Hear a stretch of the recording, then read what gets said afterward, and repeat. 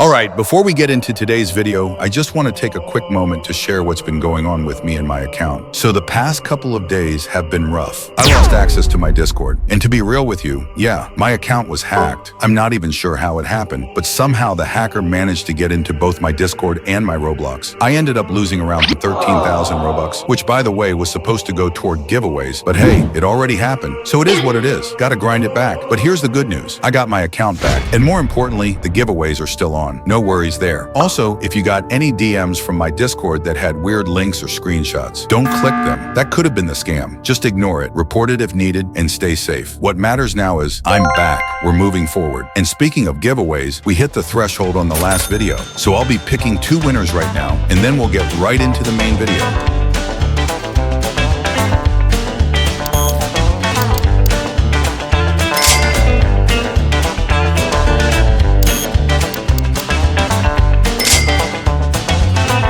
If you want to join the next giveaway, you already know what to do. Like the video, subscribe, and make sure to watch the whole thing, then drop a comment with your thoughts and your username. Let's go. So you guys probably already know, this video isn't mainly about Jujutsu Shenanigans. JJS hasn't dropped an update yet, and honestly, there's not much to cover right now. I could keep doing the whole guessing game thing like I usually do, but this time, I don't want to just repeat the same content. However, I do want to go over some of the sneak peeks that Z recently dropped in the Discord, because from what I'm seeing, there's definitely some interesting stuff being worked on that could be part of the next JJS update. So it looks like they're working on updates for the skill builder. You can kind of tell just from the screenshots. It looks like it's about to become a lot more user-friendly, or maybe offer more in-depth skill customization. There's also this new square UI on each side of the awakening bar. It kind of looks like a meter, or maybe even an extension to your moveset. I'm not going to sit here and confirm anything because, honestly, I don't know exactly what it is. But something big is definitely coming to the skill builder. From what I'm seeing, you might even be able to build your own awakening. Maybe even customize the animations too. That's kind of insane if they pull that off. Also, it looks like Yuta's mechanics might be getting a change. There are now 2 mini bars below the ultimate bar. One blue, one pink. My guess? Blue could be for Yuta, pink for Rika. Maybe you can toggle between them or fill each bar to unlock different special moves. Again, that's just speculation. We'll have to wait and see. But yeah, that's everything I've got on JJS for now. Not much going on this week, but there's definitely something worth expecting in the next update. Now let's switch gears. Let's talk about a new game I've been keeping my eye on. This one's another JJK Battleground style game that's currently in development. And I gotta say, it looks like it takes a little inspiration from JJS. You'll see what I mean in a second. A bunch of you were asking in the comments on my last video, what game was that? The one where I featured Gojo's domain expansion and 200% Hollow Purple? I got you. The game is called Sorcerer Showdown, and it's still in its early development stage. Right now, they've got 2 characters in the game, Gojo, of course, and Sukuna. Now, both characters aren't fully finished yet, but Gojo already has a decent chunk of his moveset ready. And honestly, it's good enough to show off. And I know some of you are probably curious, so yeah, here it is. Let's check it out. First up, Reversal Red. Now nothing super groundbreaking here compared to other games, but what makes it stand out is that they've added 3 different variants of this move. First, you've got the Quick Press, just your standard Reversal Red. Instant cast, decent damage, nothing too fancy.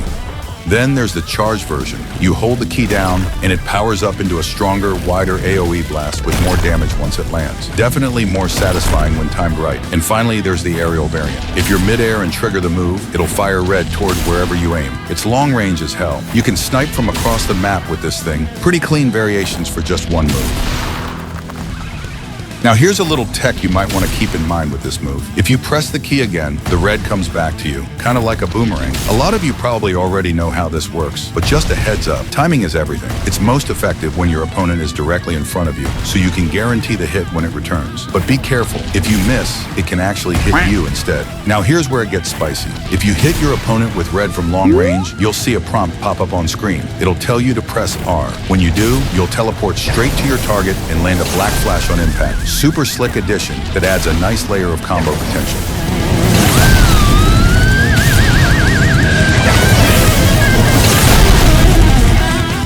Next up, of course, is Lapse Blue. Now, the mechanics here are actually pretty similar to Reversal Red. You've got 3 ways to use it. First is the Quick Press, fires off instantly, deals quick burst damage. Then, if you hold the key down, it turns into a sustained DPS move. It lasts longer, deals higher damage, and causes a bit more destruction around the target zone. Definitely hits harder if you time it right. And just like Red, you can use it in midair, fire it from range, and yep, it's got the same long-range capability as Red. You can easily catch people slipping from a distance with this one too. So yeah, pretty similar concept.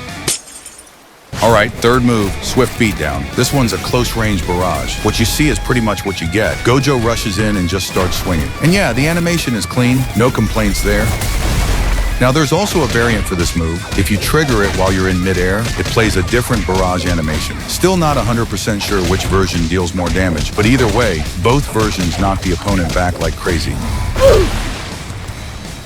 And now we've got the fourth move, Crushing Rushdown. This one's a close-range grab move. Gojo lunges in, grabs the opponent, slams them into the ground multiple times, then drags them down and throws them across the stage. It's got that brutal feel to it, and the animation sells it hard. Well, it's not just for show. This move can be used as a combo extender. Time it right, and you can follow up with another ability or keep the pressure going after the throw. Definitely a solid addition to Gojo's kit if you're playing aggressive. Now let's talk about Awakening.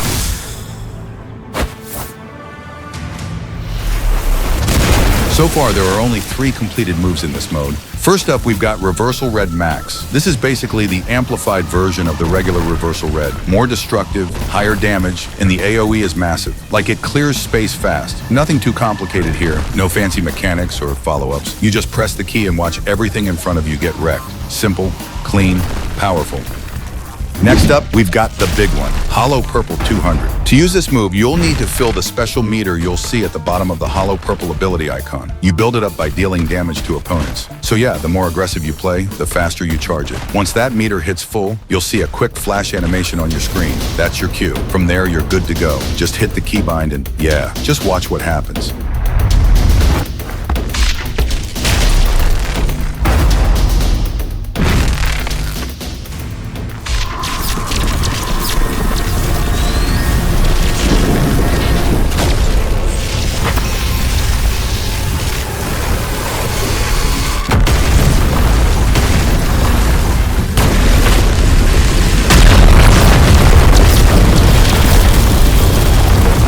Yeah, it's crazy, like nuclear-level destruction, wild stuff. Anyway, the last move in Gojo's Awakening is, of course, Domain Expansion. And just like how it works in most other JJK games, it's pretty straightforward. Once you catch an opponent inside the domain, they're locked in. They can't move, can't use abilities, basically just stuck there waiting to get wrecked. That's it, clean, classic Gojo domain. Simple but effective.